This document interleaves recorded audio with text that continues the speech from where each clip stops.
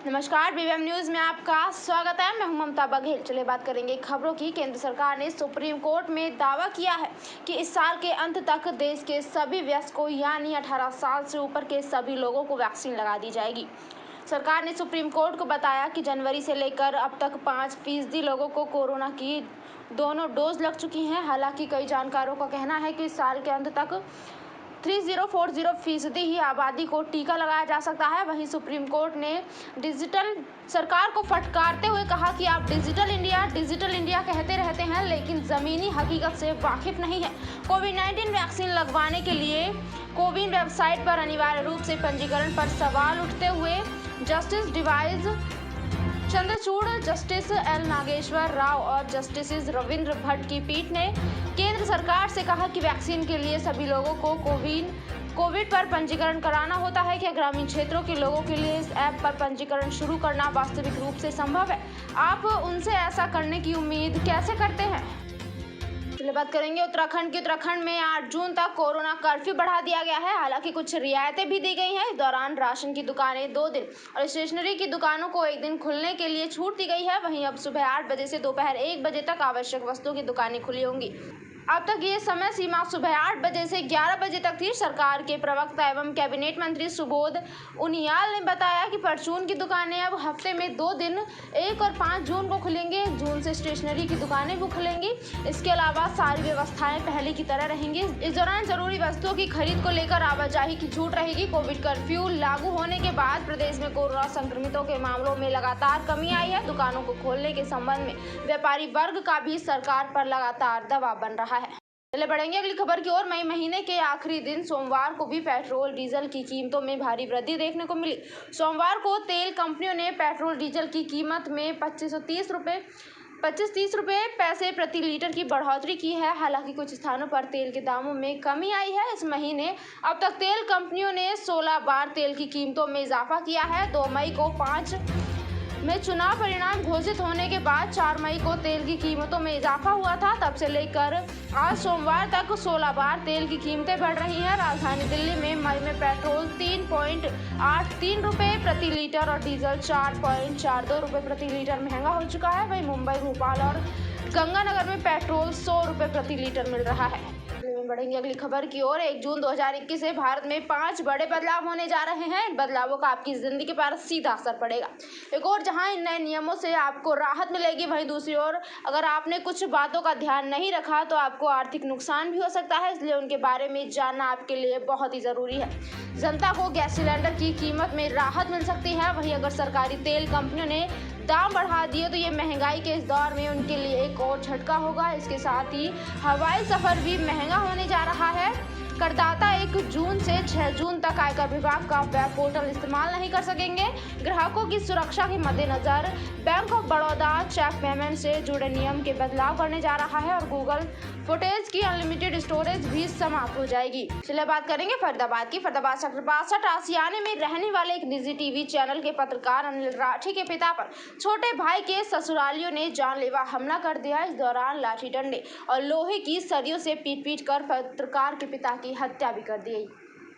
तो वहीं छोटे भाई पवन को भी गंभीर चोटें आई हैं। इस पूरे मामले में पुलिस ने कार्यवाही करते हुए आईपीसी धारा 302 के अलावा अन्य कई संगीन धाराओं के तहत मामला दर्ज कर लिया है और आरोपियों की तलाश शुरू कर दी गई है। पत्रकार के पिता की पीट कर हत्या के मामले में पूरी जानकारी देते हुए थाना प्रभारी संदीप कुमार ने बताया कि पत्रकार अनिल राठी के छोटे भाई और उनकी पत्नी के बीच आपसी कहासुनी हो गई थी, जिसके बाद छोटे भाई की पत्नी ने अपने मायके वालों को बुला लिया, जिन्होंने घर में घुसकर पहले पत्रकार के छोटे भाई पवन के साथ लाठी डंडों व सरियों से जमकर पिटाई की।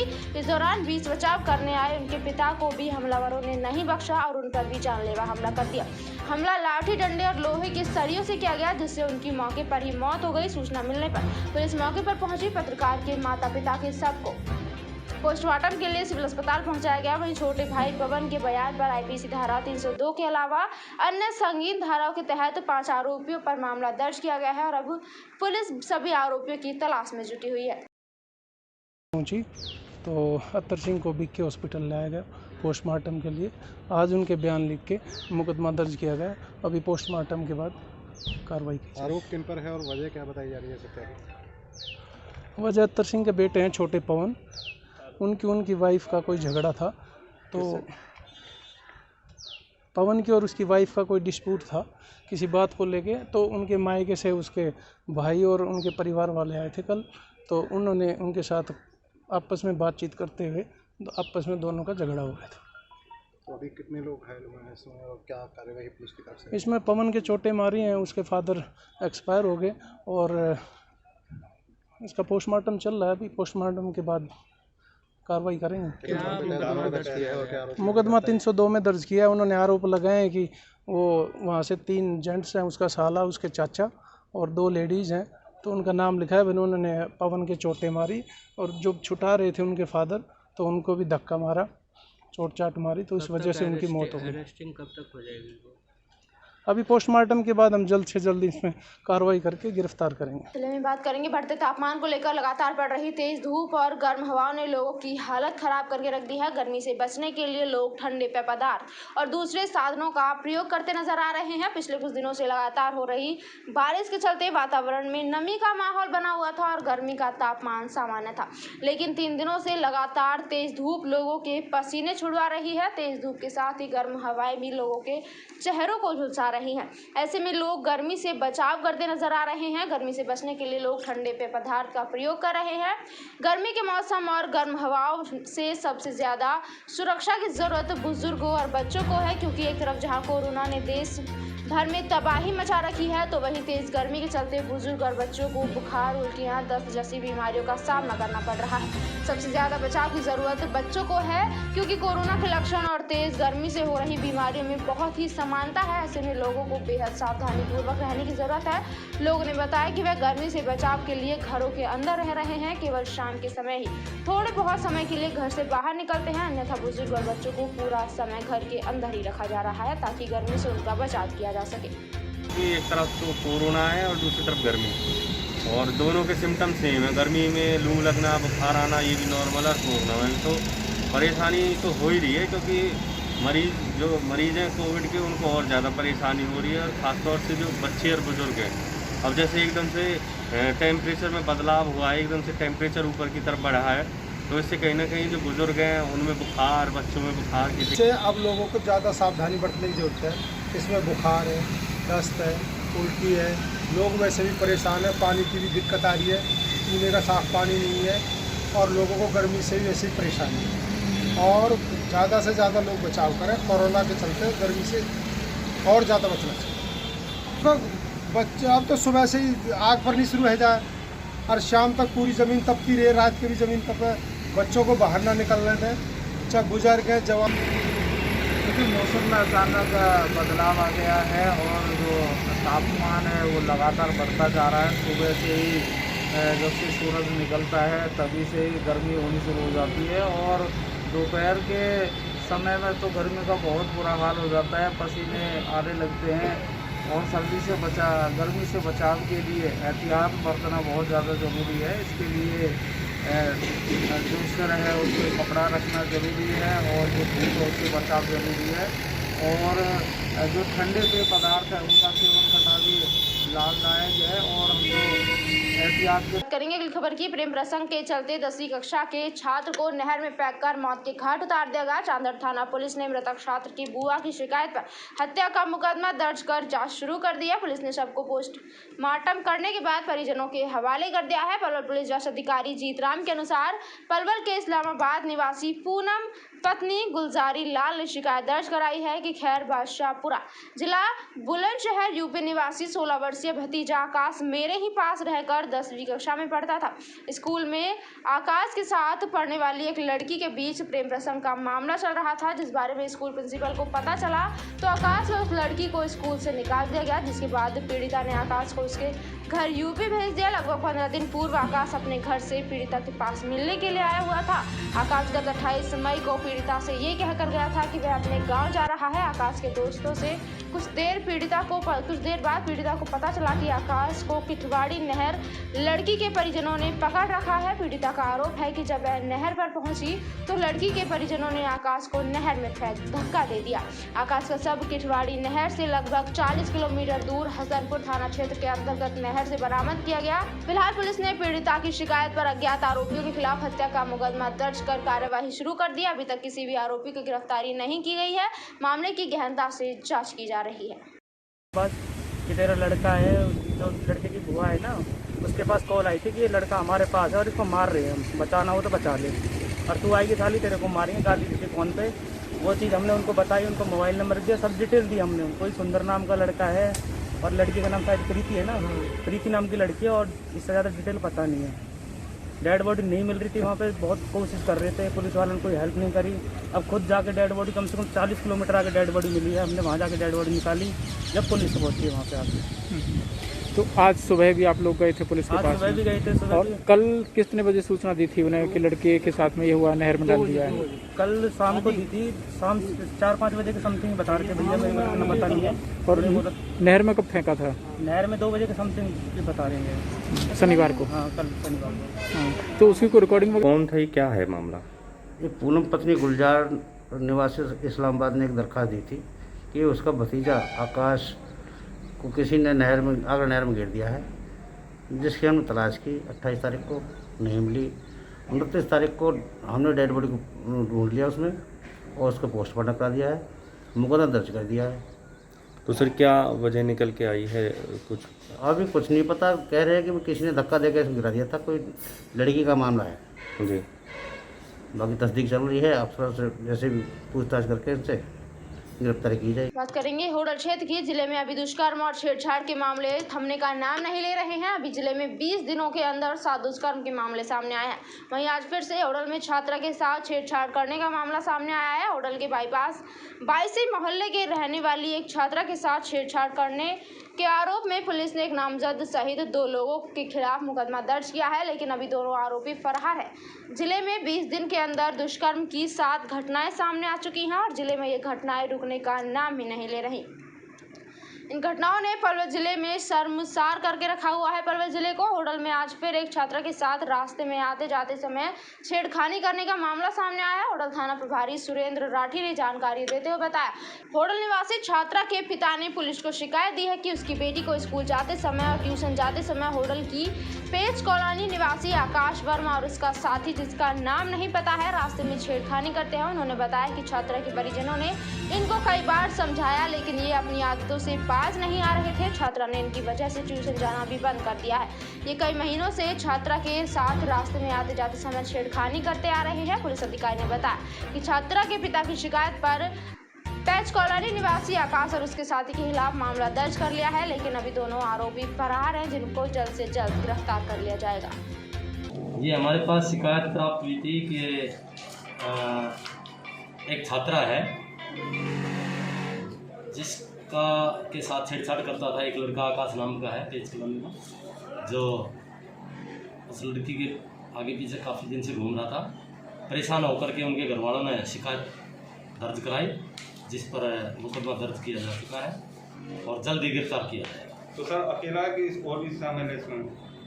हाँ, उनके शिकायत के अनुसार एक लड़का तो बाई नेम है और 1-2 और भी अन्य। बात करेंगे अब सोहना की। गांव खेड़ा खलीलपुर में हुआ आसिफ हत्याकांड को लेकर अब इस मामले ने पूरी तरह से तूल पकड़ लिया है। निर्दोष लोगों को बचाने के लिए गांव इंड्री में एक महापंचायत का आयोजन किया गया। इस महापंचायत में हजारों लोगों ने भाग लिया। पंचायत में निर्णय लिया गया कि गठित की गई सदस्य टीम सोमवार को एसपी से मिलकर निर्दोष लोगों की रिहाई की मांग करेगा। वहीं उन्होंने साफ तौर पर चेतावनी दी कि अगर निर्दोष लोगों के खिलाफ कार्यवाही की गई तो पंचायत कोई बड़ा आंदोलन चलाएगी। इस मौके पर करनी सेना के अध्यक्ष सूरजपाल अम्मू ने कहा कि नूह विधायक आफ्ताब अहमद क्षेत्र में सांप्रदायिक भावनाओं को भड़काने का काम कर रहे हैं। वहीं इस मामले में निर्दोष लोगों को भी फंसाने का प्रयास विधायक द्वारा किया जा रहा है। वहीं प्रशासन पर पूरी तरह से दबाव बना रहे हैं। उन्होंने कहा कि मृतक एक आपराधिक किस्म का आदमी था। वह गाँव में पूरी तरह से उसने आतंक मचा रखा था। पंचायत में कहा गया कि जो दोषी है उनके खिलाफ कार्यवाही की जाए। जो निर्दोष लोग हैं उन्हें किसी भी दबाव के कारण फंसाया न जाए।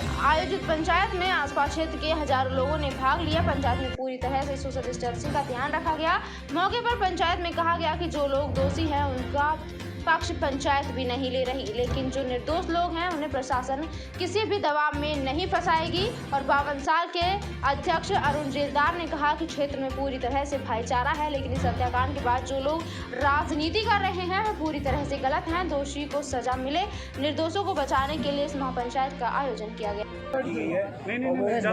हम दोषियों के साथ नहीं है, जिसने दोष किया वो दोषी है, ये सब मान रहे हैं, लेकिन निर्दोष को नहीं फंसना चाहिए। और ये हमारा संविधान भी कहता है 100 दोषी छूट जाए पर एक निर्दोष नहीं फंसना चाहिए, हमारा संविधान कहता है। लेकिन अध्यक्ष जी, जो निर्णय आपने सुनाया उसमें यह निर्णय सुनाया था कि कल एसपी से एसएसपी से आप लोग मुलाकात करेंगे, कमेटी आपकी मुलाकात करेगी। हाँ जी, हाँ। और मुझे लगता है कि जो मुलाकात के बाद यही मांग होती है कि निर्दोष हैं, इनको फंसाया ना जाए। तो ये तो आवाज़ आप लोग शुरू से उठाते आए हैं। नहीं, वास्तविकता जो है पहले 5 आदमी थे और वो इन्हीं गांव से आसपास थे, अब पूरा इलाका है। 36 बिरादरी में जागर है, सौरभ है, ये सब जो आसपास का इलाका है, सभी पालों के लोग इकट्ठा हुए और वो बताना चाह रहे हैं कि ये झगड़े कहाँ से शुरू हुए। और आप एक बात ले देखिए, अभी जैसे लड़की के जान जाने की बात हो रही है, उसके बारे में ये भी है कि उसके पास कितने सारे केसेस चल रहे हैं। देखिए, मैं अपने आप को बचाने के लिए बोल सकता हूँ भाई उसने ये कर दिया वो कर दिया, लेकिन जो FIR दर्ज हो चुकी हैं, जो केसेस बन चुकी हैं। मैं आतंकी इसलिए कह रहा हूँ, आतंकवादी कल जम्मू कश्मीर में नहीं रहते, आतंकी हमारे मेवात में भी रहते हैं, जो अपना आतंक फैलाते हैं, हमारी बहन बेटियों को तंग करते हैं, लव जिहाद के नाम पर भड़काते हैं, अत्याचार करते हैं। यही लड़का जिसकी हत्या हुई है, इसने लगातार वहाँ की खेड़ा खलीलपुर की बहन बेटियों की अश्लील तस्वीर पिक्चरें बनाई, वीडियो बनाई और उनको वायरल किया। वो गांव के अंदर आतंक मचा रखा था, लोगों को गालियाँ देता था। सौरा के अंदर उसके खिलाफ मुकदमा दर्ज है, उत्तर प्रदेश के अंदर उसके खिलाफ मुकदमा दर्ज है, दिल्ली के अंदर उसके खिलाफ मुकदमा दर्ज है। ये कहाँ का शहीद भगत सिंह हो गया? मैं क्षमा चाहता हूँ, मैं शहीद भगत सिंह जी का नाम नहीं लेना चाहता, परंतु मैं इसलिए ले रहा हूँ कि शहादत की बात कर रहे हैं कौन? अमानतुल्लाह खान, आम आदमी पार्टी के विधायक। अरे शर्म आनी चाहिए केजरीवाल के चमचो। हम शहीद भगत सिंह के बालक हैं, हम उनके सम्मान में गर्दन कटवाने की ताकत रखते हैं। बात करेंगे अगली खबर की। भाजपा नेत्री और महिला विकास निगम चेयरमैन बबीता फोगाट को उपमंडल के गांव बिरही कला में किसानों के जबरदस्त विरोध का सामना करना पड़ा। किसानों ने करनी प्रधान राजकरण पाडवान की अगुवाई में उनको काले झंडे दिखाए, किसान सड़क पर लेट गए। इससे बबीता फोगाट की गाड़ी के आगे चल रही पुलिस की गाड़ी को भी रुकना पड़ा। बड़ी संख्या में साथ चल रहे पुलिस बल ने बड़ी कशमकश के बाद रास्ता खुलवाया। विरोध के कारण बबीता फोगाट को अपना बिरही कला गांव का कार्यक्रम रद्द करना पड़ा और वापस दादरी लौट गई। इससे पहले किसानों को जैसे ही बबीता फोगाट के आने की सूचना मिली तो बिरही कला आई अड्डे पर इकट्ठा हो गए। बबीता पुलिस के साय में तिवाला पहुंच गई। इस बीच किसान तिवाला भी आ पहुंचे। उधर उनके आने की भनक मिलने पर बबीता फोगाट कच्चे रास्ते पर रवाना होते हुए बिरही गांव की ओर निकली। इतने में किसान और बबीता फोगाट के काफिले का बिरही अड्डे पर आमना सामना हो गया। पुलिस ने जबरदस्ती गाड़ी निकालनी चाहिए तो किसान सड़कों पर लेट गए और काले झंडे दिखाते हुए नारेबाजी करनी शुरू कर दी। साथ में बस में चल रहे पुलिस के जवानों ने मोर्चा संभाला और मुश्किल की स्थिति को संभालते हुए बबीता फोगाट को वहां से निकाला। किसानों का कहना है कि इलाके की सभी खापों ने भाजपा और जसपा नेताओं के बहिष्कार की घोषणा कर रखी है और जब तक तीनों काले कानून रद्द नहीं होते इनको गाँव में नहीं घुसने देंगे। ये लोग भाईचारे को बिगड़ने के लिए दौरे कर रहे हैं। मिली थी कि बिरी गांव में और तिवाड़ा गांव में भाजपा की नेत्री और चेयरमैन बबीता फोगाट पहुंच रही है, तो बड़ी संख्या में किसान वहां पहुंचे क्योंकि इलाके के आप सामाजिक संगठन, कर्मचारी, व्यापारी सभी ने एक फैसला लिया हुआ है कि जब तक तीनों काले कानून रद्द नहीं होते भाजपा और जसपा का कोई भी नेता आएगा तो उसका विरोध किया जाएगा। उसी कड़ी में जैसे आज बबीता का कार्यक्रम का पता चला, बड़ी संख्या में किसान वहाँ पहुंचे। पुलिस के साए में बड़ी संख्या में पुलिस बल भी था, उसके बावजूद भी किसानों ने काले झंडे दिखाते हुए उनका विरोध जताया और कहा कि जब तक ये काले कानून रद्द नहीं होते हम भाजपा और जसपा के किसी भी नेता को गांव में नहीं घुसने। BVM न्यूज़ में फिलहाल के लिए इतना ही। आप बने रहिए हमारे साथ, देखते रहिए BVM न्यूज़। नमस्कार।